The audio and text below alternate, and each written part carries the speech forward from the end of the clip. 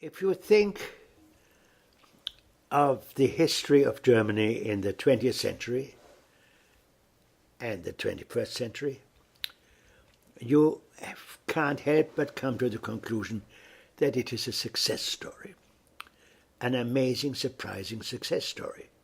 And there aren't too many success stories in history, recent history, because after 2 world wars, a Nazi period, the Holocaust, Germany is now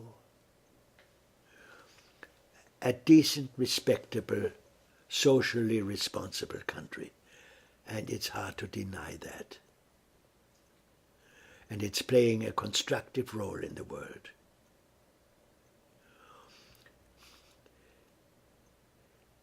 And the question arises how, in view of what one knows about German history and of what one can observe in the Germans today, the question arises, how was Hitler possible?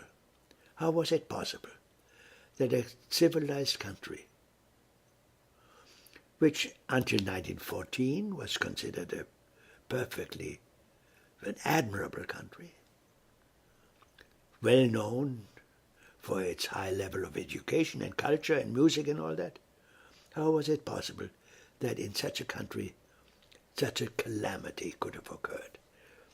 And I suggest that there are 3 factors in this. 1, the disastrous defeat in 1918, for which they were not prepared.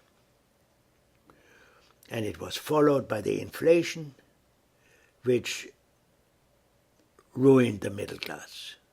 And a country without a middle class is precarious.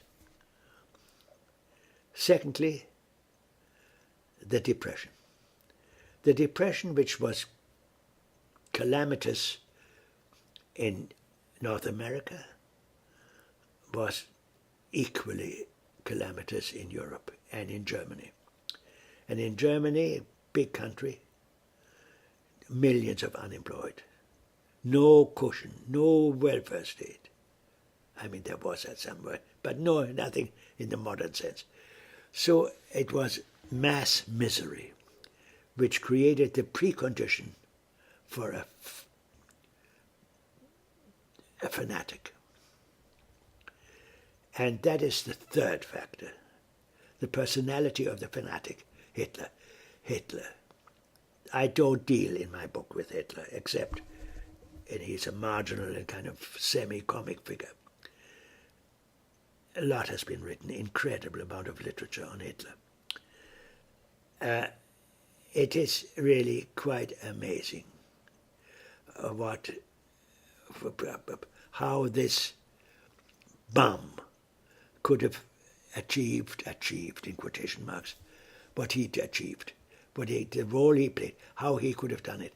And it had a combination of talents which created a personality that was really quite remarkable, thoroughly unattractive. In all, according to any standards, movies, stars, the stage, anything, what we imagine an attractive figure. Hitler was never an attractive figure. He was always repulsive. And it was with his repulsiveness that was his kind of perverse attraction. The talents he had were the talents of hypnosis. He had a hypnotic talent. People said that once they shook hands with him and looked into his eyes, they were never the same again.